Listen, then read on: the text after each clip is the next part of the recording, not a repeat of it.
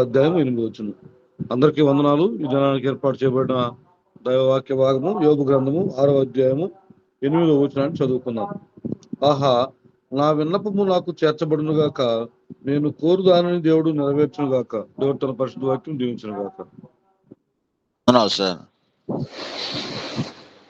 వాక్యం ధ్యానం చేసుకున్నాం. ప్రభు పేరట అందరికి వందనాలు. దేవుని నామానికి మహిమ కలుగును గాక. వాక్యం ధ్యానం చేసుకుందాం. ఏబు గ్రంథము 6వ అధ్యాయము 8వ వచనములో మరి ఏబు భక్తుడు ఈ రీతిగా నెరవేర్పు ప్రార్థన చేయుచున్నాడు. వాక్యము చదువుకుందాం. ఆహా, నా విన్నపము నాకు నెరవేర్చబడును గాక, నేను కోరిన దానిని దేవుడు నెరవేర్చును గాక అని చెప్పి ఇక్కడ భక్తుడు ప్రార్థన చేస్తున్నాడండి. ఏమంటున్నాడంటే, మొదటిగా ఆహా, నా విన్నపమును నెరవేర్చును గాక అని చెప్పి ప్రార్థన చేస్తున్నాడు. ప్రార్థన మంచి అవగాహన కలుగు చేస్తుంది మనకి. ప్రార్థన మనల్ని మంచి మార్గములో నడిపిస్తున్నది. ఈ ప్రార్థన నెరవేర్పు ప్రియులరా మనలో ఒక సంతోషాన్ని కలుగు చేస్తున్నది. ఇక్కడ ఏబు భక్తుడు దేవుని సన్నిధిలో కోరుకుంటూ ఉన్నాడు, అడుగుతూ ఉన్నాడు. ఏమని అడుగుతున్నాడంటే, దేవా, నా విన్నపములను మీరు నెరవేర్చండి. నా కోరిక, నా విన్నపము మరి మీరు నెరవేర్చండి అని చెప్పి అడుగుతున్నాడు.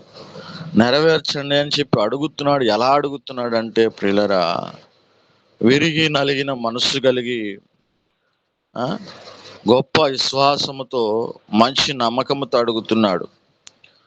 మరి నేను కోరిన దానిని దేవుడు నెరవేరుస్తాడని చెప్పి ఒక గొప్ప విశ్వాసముతో మరి అడుగుచున్నాడు దేవుని సన్నిధిలో చేరి. ఆ విశ్వాసము గొప్ప సంతోషాన్ని, మంచి నమ్మకత్వాన్ని కలుగు చేస్తున్నది ఇక్కడ. ఎలాగంటే ప్రియులరా, ఈ ఏబు భక్తుడు, నువ్వు నేను ప్రార్థన చేసినప్పుడు, నేను దేవుని సన్నిధిలో చేరి ప్రభువుని అడుగుతున్నప్పుడు, మరి ఆ ప్రభువుకు చేసే ప్రార్థన మరి గొప్ప విశ్వాసముతో నమ్మకంతో మనం అడగాలి. నెరవేరుస్తున్నాడు. నా విన్నపాలు దేవునికి వినబడుతున్నాయి. నేను చేసే ప్రార్థన దేవుడు ఆ ప్రార్థనకు జవాబిస్తాడని చెప్పి ఒక విశ్వాసముతో మరి నువ్వు నేను అడగాలి ప్రియులరా. మనము అడిగినది ఆయన తప్పకుండా చేస్తాడు. మనం అడిగింది ప్రభు తప్పకుండా ఇస్తాడు. మనం అడిగిన దానిని తప్పకుండా దేవుడు నెరవేరుస్తాడు అని చెప్పి ప్రియులరా, మనము దేవుని సన్నిధిలో నిత్యము మనము ప్రార్థన చేస్తున్న ప్రతి అవసరతను కూడా ప్రభువుకు అప్పగించిన వెడల మనం కోరిన దానిని, మనం అనుకున్న దానిని, మనం ఇష్టపడిన దానిని ప్రభు మన ప్రార్థన ద్వారా మనకు నెరవేరుస్తాడు.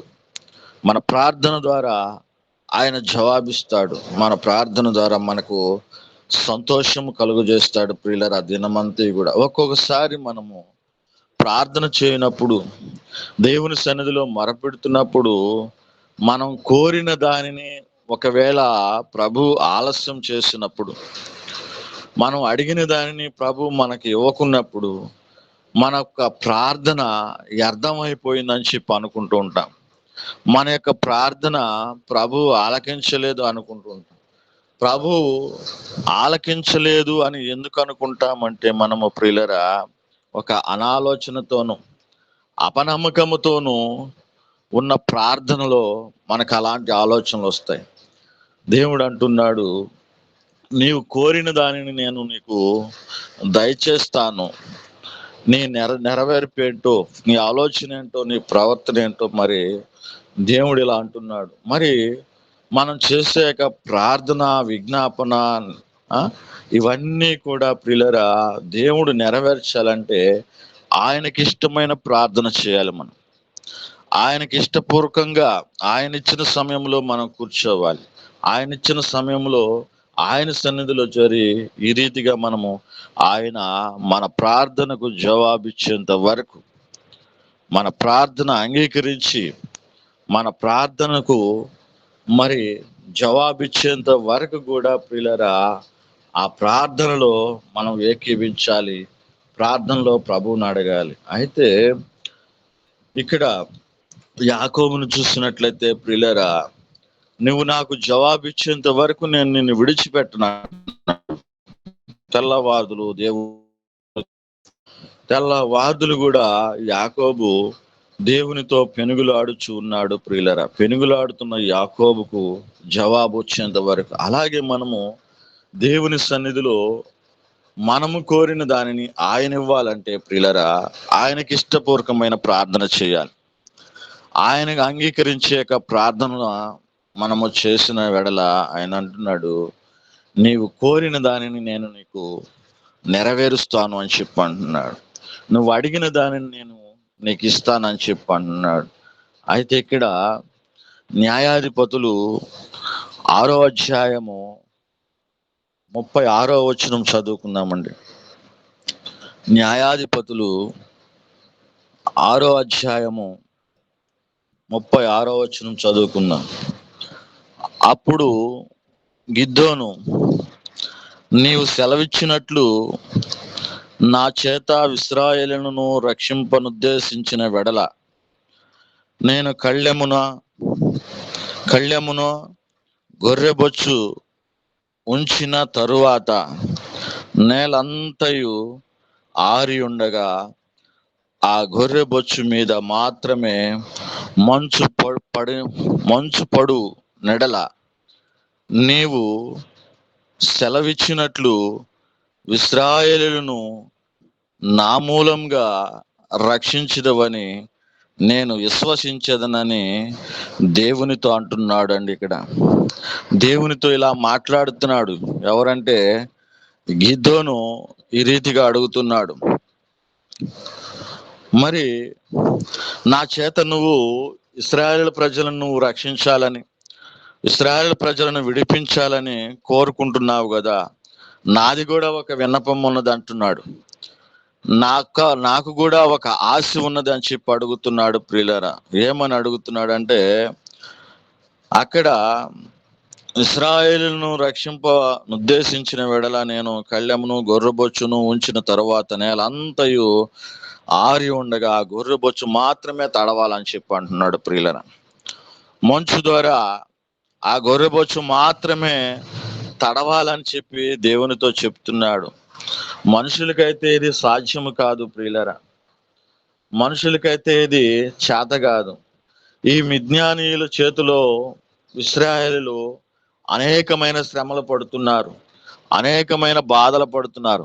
వారి యొక్క పంట పొలాలన్నిటినీ కూడా ఈ మిద్యానీయులు పాడు చేస్తూ ఉన్నారని వాక్యం సెలవిస్తున్నది. వాళ్ళ చేతుల్లో వారిలో వీళ్ళు అల్లాడుచున్నారు ప్రియులరా. అయితే దేవుడు ఈ యొక్క గిద్దోని ఉద్దేశించి ఉన్నాడు. దేవుడు గిద్దోని ఉద్దేశించి ప్రియులరా మరి ఇదిగో ఈ రీతిగా అంటున్నాడు ఇక్కడ, మరి నేను నా ద్వారా ఈ యొక్క ఇశ్రాయేలు రక్షించబడాలి, ఇశ్రాయేలు విడిపించబడాలంటే బొచ్చు మీద మాత్రమే మంచు పడవలెను, మంచు కురవవలెను అని చెప్పి మాట్లాడుతున్నాడు. ఎంత ఇబ్బంది పెడుతున్నాడంటే ప్రియులరా దేవుని ఇక్కడ ఈ గిద్దోను నా మూలంగా రక్షించుదనని నేను నిశ్చయించుకుందునని దేవునితో చెప్తున్నాడు.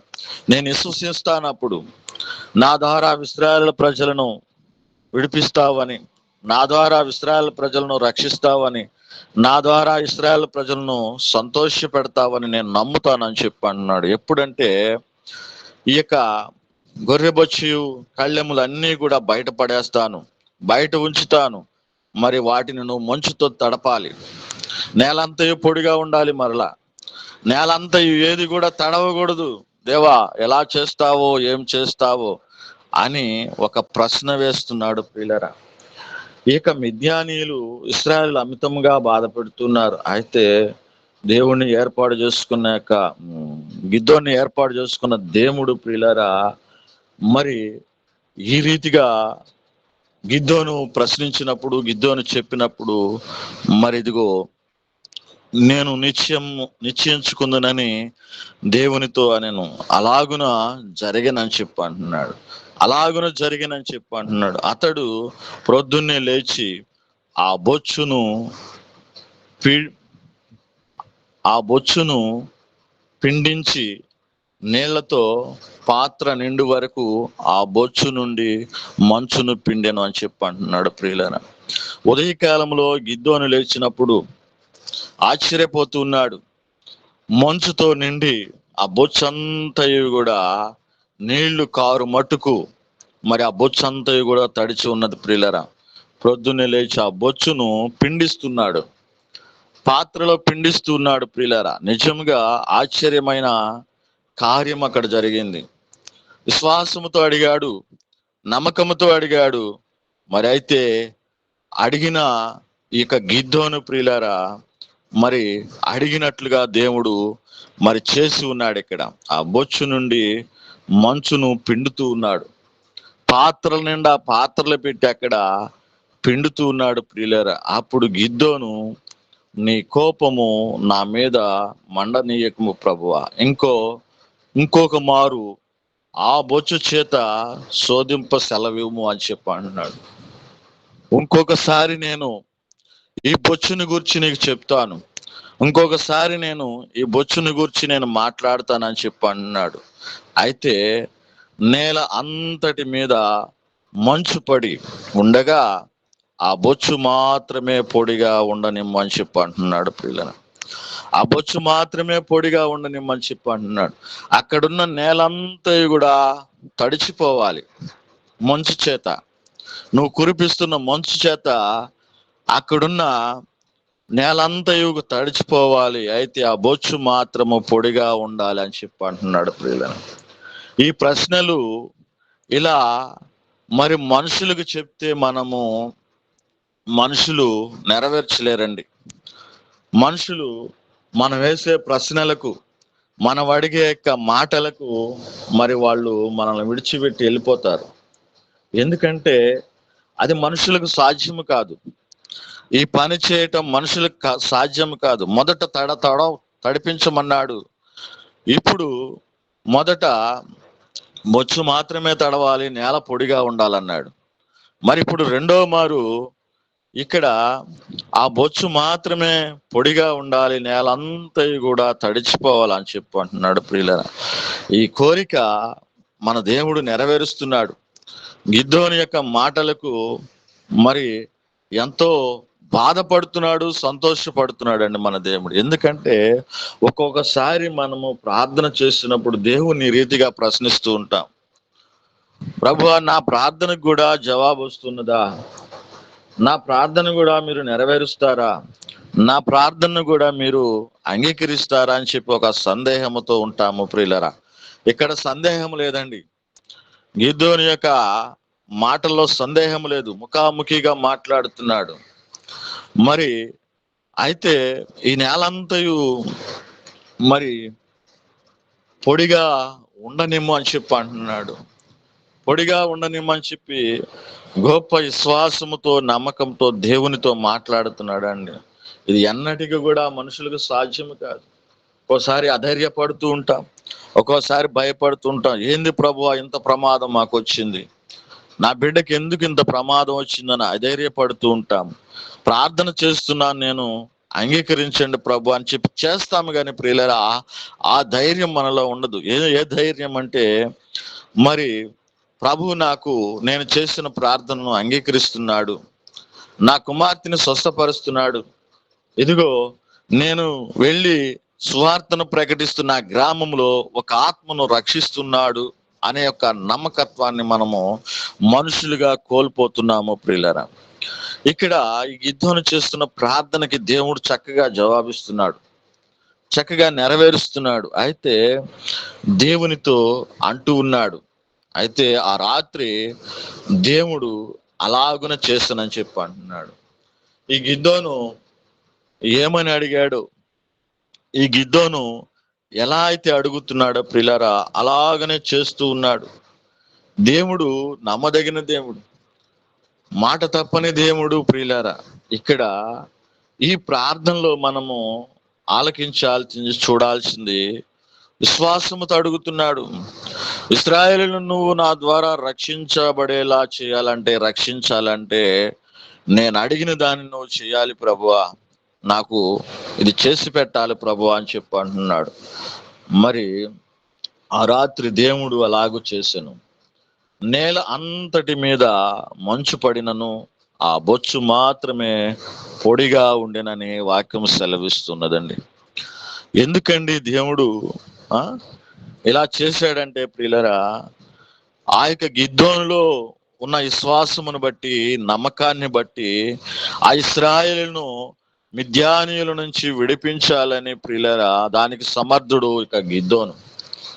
మంచివాడు అని చెప్పి నమ్మి ఇదిగో ఈ రీతిగా ప్రభు చేస్తున్నాడు. ఇక్కడ మనం చూడాల్సింది ప్రియులరా, ఒక నెరవేర్పు మాటలు ఇస్తాడు. నేను అడిగిన దాన్ని ప్రభు నెరవేరుస్తాడు, నా ప్రార్థనకు జవాబిస్తాడు అని చెప్పి మాట్లాడుతున్నాడు. అయితే ఆయన ఆ రాత్రి తెల్లవారుగానే ప్రియులరా నేలంతయు పొడిగా ఉన్నది, ఆ బొచ్చు మాత్రమే తడిచి ఉన్నది. ఆశ్చర్యపోతున్నాడు. దేవుడు గొప్పవాడు, దేవుడు నమ్మదగిన వాడు అని చెప్పి ఈ రీతిగా మాట్లాడుతున్నాడు ప్రియులరా. ఇక్కడ మనం చూసినట్లయితే మొదటి సమూయేలు గ్రంథము 1వ అధ్యాయము 11వ వచనము చూద్దాము ప్రియులరా. 11వ వచనములో, సైన్యములకు అధిపతియగు యెహోవా నీ సేవకురాలునైన నాకు కలిగి ఉన్న శ్రమను చూచి నీ సేవకురాలైన నన్ను మరువక జ్ఞాపకము చేసుకొనుమని, నీ సేవకురాలనైన నాకు మగపిల్లను దయచేసిన వెడల వాని తల మీదికి సౌరము కత్తి ఎన్నటికి రానియను, వాడు బ్రతుకు దినములన్నీ నేను వానిని యెహోవానగు నీకు అప్పగింతును మ్రొక్కుబడి చేసుకున్నది ప్రియులరా. ఇక్కడ ఈ కన్నా ఏమని మాట్లాడుతున్నదో, ఈ కన్నా ఎలా అడుగుతున్నదో చూడండి. ఏమని అంటుందో, మగపిల్లవాడే కావాలంట, మగపిల్లవాడే కావాలని చెప్పి అంటున్నది. మగపిల్లవాడే కావాలని చెప్పి అడుగుతున్నప్పుడు దేవుడు అధైర్యపడలేదండి, దేవుడు అనాలోచనగా లేడండి. ఎందుకంటే అడిగిన దానికంటే అధికముగా ఇచ్చే దేవుడు మన దేవుడు అని చెప్పి నమ్మింది. అయితే ఇక్కడ 8వ వచనంలో అంటుంది, ఆమె పెనిమిటి అయిన ఎల్కాను అన్న, నీవెందుకు ఏడుస్తున్నావు? నీవు భోజనము మానుట ఎలా? నీకు మనో విచారం ఎందుకు కలిగినది? 10 మంది కుమారుల కంటే నేను నీకు శ్రేష్టమైన వాడను కానా అని చెప్పి అంటున్నాడు ప్రియులరా. ఇక్కడ ఏమి మగపిల్లవాడి కొరకు మరి ఇక్కడ కూర్చొని ఏడుస్తూ ఉన్నది, నాకు మగపిల్లవాడే కావాలి అని చెప్పి ఏడుస్తున్నప్పుడు ప్రియులరా, ఎల్కాను వచ్చి, ఎందుకు నువ్వు ఏడుస్తున్నావు? భోజనం మానేశావు, ఎందుకు ఇలా అధైర్యపడుతున్నావు అని చెప్పి అడుగుతున్నాడు. విచారపడుతున్నావు ఎందుకు? 10 మంది కుమారుల కంటే నేను శ్రేష్టమైన వాడిని కాదా? నీకు 10 మంది ఉన్నట్లే కదా నేను ఉంటేను అని చెప్పి మాట్లాడుతున్నాడు ప్రియులరా. అయితే అని ఆమెతో చెప్పుచూ వచ్చాను, ఆమెతో చెప్తూ ఉన్నాడు, ఆమెతో మాట్లాడుతున్నాడు. ఏమని మాట్లాడుతున్నాడంటే, నీకు పిల్లలు లేకపోయినా నేనున్నాను కదా, 10 మంది కుమారుల కంటే శ్రేష్టమైన వాడిని నేనని చెప్పి అంటున్నాడు, శ్రేష్టమైన వాడిని నేనని చెప్పి అంటున్నాడు. అప్పుడు ఆమె మరి ఏలి మందిరము దగ్గరకు వచ్చి, ఏలి మందిర స్తంభము దగ్గరనున్న అసానము మీద కూర్చుని ఉండగా బహు దుఃఖాకాంతురాలై వచ్చి యెహోవా సన్నిధికి ప్రార్థన చేయుచు బహుగా ఏడుస్తున్నది. ఎందుకంటే ఒక మగపిల్లవాడి కోసం ఆశపడుతూ ఉన్నది. ఒక మగపిల్లవాడి కోసం ఇదిగో ఈ రీతిగా ప్రార్థన చేస్తూ ఏడుస్తున్నది ప్రియులారా. సైన్యములకు అధిపతి యెహోవా, నీ సేవకురాలనైన నాకు న్యాయం జరిగించండి. నాకు మగపిల్లవాడి కావాలి, నేను అడిగిన దాన్ని నాకు కావాలి ప్రభువా అని చెప్పి మాట్లాడుతున్నది ప్రియులరా. మరువక నన్ను జ్ఞాపకము చేసుకున్నాము అని చెప్పి నీ సేవకురాలనైనా నాకు మగపిల్లవాడు కావాలని అడుగుతున్నది. మగపిల్లవాడు కావాలని అడుగుతుంది. అవును ప్రియులరా, మనం కోరినది దేవుడు ఇయ్యాలి, మనం అడిగినది దేవుడు నెరవేర్చాలి. అయితే దేవుడు అడిగినది మనం ఇవ్వలేకపోతున్నాం. దేవుడు మనలోంచి అడుగుతున్నది మన యొక్క హృదయాన్ని, నీ హృదయమును మరి నాకును నీవు ఆలయంగా మార్చుకొనవా అని చెప్పి అన్నాడు. నీ హృదయములో అనేకమైన చెడు తలంపులను, చెడు ఆలోచన తీసివేసుకోమన్నాడు. అయితే ఇక్కడ మంచిగా మాట్లాడుతున్నది హన్నా. ఏమని అంటున్నదంటే, దేవుడు మరి నెరవేర్చగలలేడా, ఇస్తాడా ఇవ్వలేడా అని ఒక సందేహం లేదండి. ఇస్తాడు. మగపిల్లవాణును దయచేసిన వెడల వాని తల మీద సౌరము కత్తి ఎన్నటికి పెట్టను, వానిని బ్రతుకు దినములన్నిటినీ యెహోవా నీకు అర్పిస్తాను అని చెప్పి మొక్కుబడి చేసుకుంటున్నది ప్రియులారా. నాకు నువ్వు ఆ మగబిడ్డని ఇచ్చినట్లయితే వాని నీకు అర్పణగా ఇస్తాను, వాని నీ సేవకునిగా ఇస్తాను, వాడిని నీ పరిచర్యలో ఉంచుతాను అని చెప్పి అన్నటికీ కూడా వారి యొక్క తల మీద సౌరం కత్తి నేను ఉంచను అని చెప్పి మాట్లాడుతున్నది ప్రియులారా. అయితే ఇక్కడ ఆమె యెహోవా సన్నిధిలో ప్రార్థన చేయుచు ఉండగా ఏలి ఆమె నోరు కనిపెట్టుచూ ఉన్నాడు. ఆమె నోరును కనిపెట్టుచున్నాడు ప్రియులారా ప్రార్థనా మందిరంలో. ఏలయనగా అన్న తన మనసులోనే చెప్పుకునుచూ ఉన్నది, ఆమె పెదవులు మాత్రము కదులుచూ ఉన్నాయి ప్రియులారా. ఆమె పెద్దగా గంభీరంగా ప్రార్థన చేయటం లేదండి. ఆమె పెదవులు మాత్రము కదులుతున్నాయి, ఆమె పెదవులు మాత్రము కదులుచున్నాయి. ఆమె స్వరము వినబడక ఉండెను కనుక ఆమె స్వరము వినబడటం లేదు.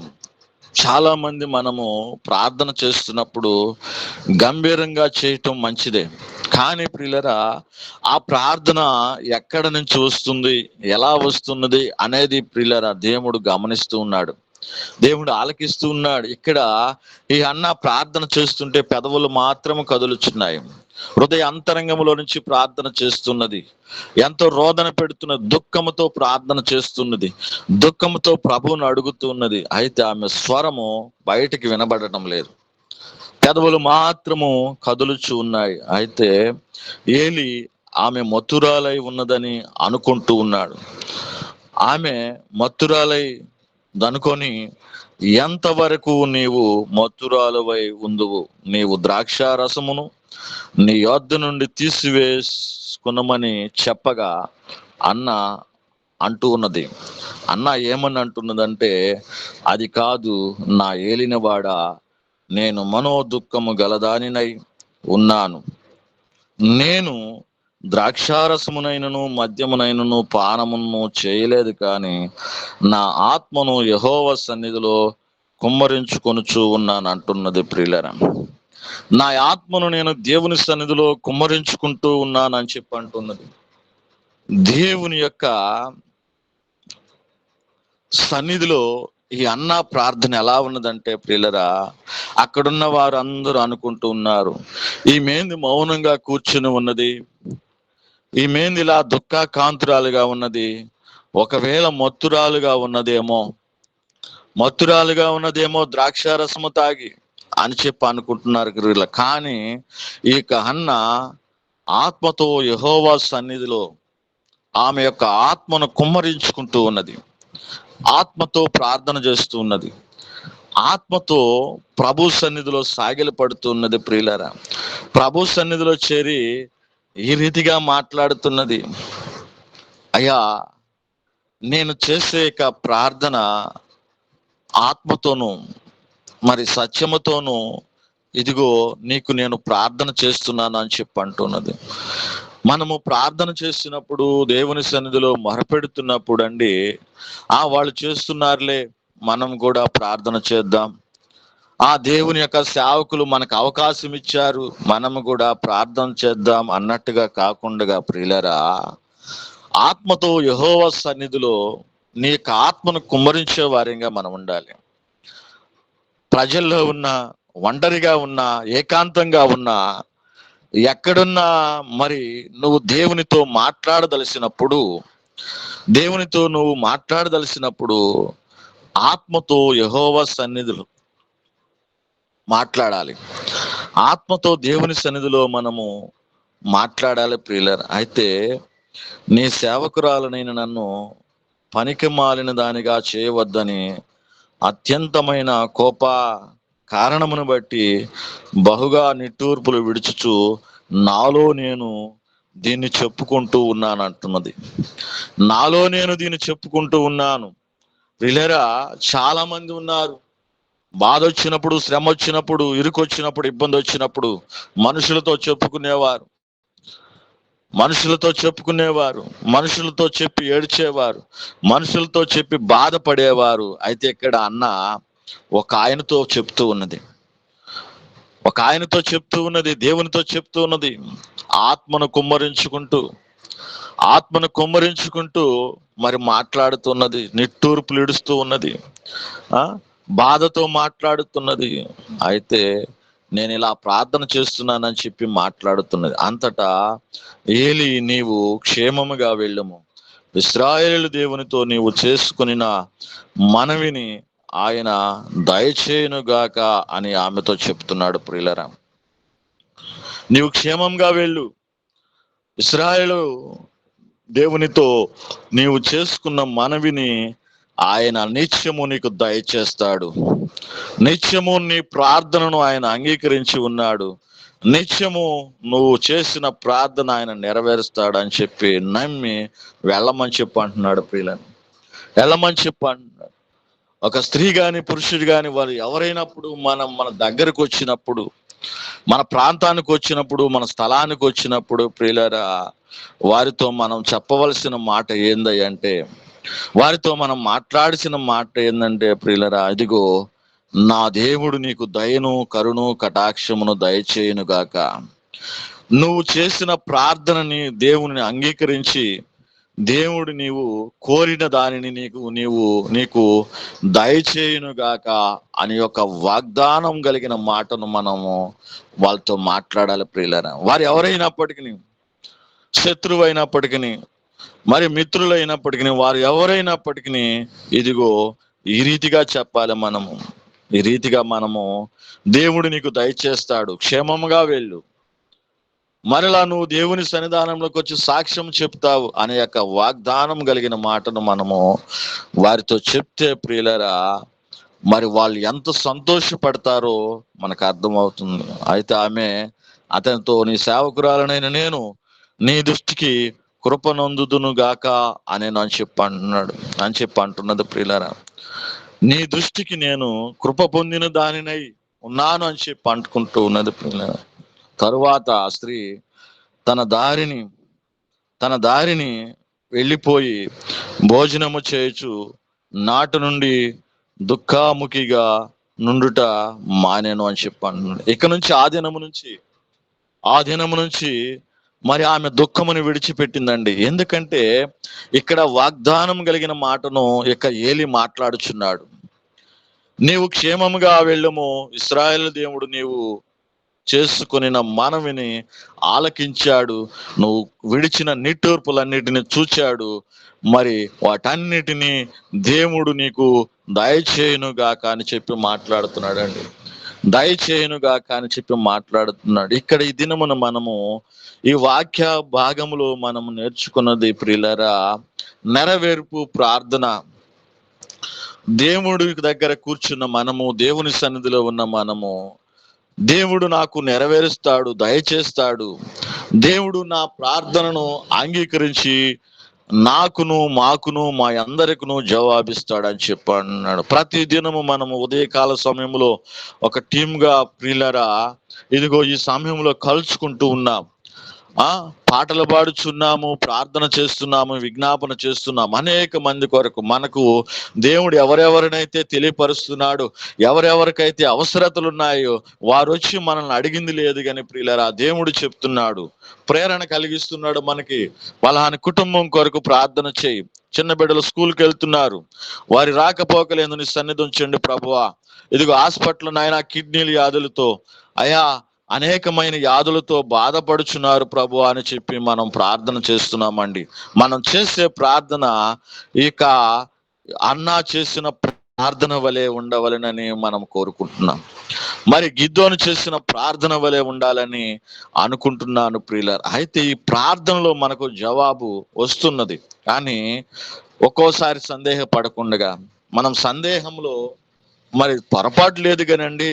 అయితే సందేహపడకూడదు. మనం నెరవేరుస్తాడు, దయచేస్తాడు అని చెప్పి నమ్మి నువ్వు నేను ప్రియులారా చేస్తున్న ప్రతి ప్రార్థన కూడా దేవుడు వింటున్నాడు, చూస్తున్నాడు, నెరవేరుస్తున్నాడు అని చెప్పి నమ్మాలి ప్రియులారా. మనం నమ్మినట్లయితే సమస్తము మనకు సాధ్యమవుతుంది. దేవుడి పరిశుద్ధమైన మాటలను మనందరి వినికిడిలో దీవించి ఆశీర్వదించి ఫలింప చేయునుగాక. ఆమేన్.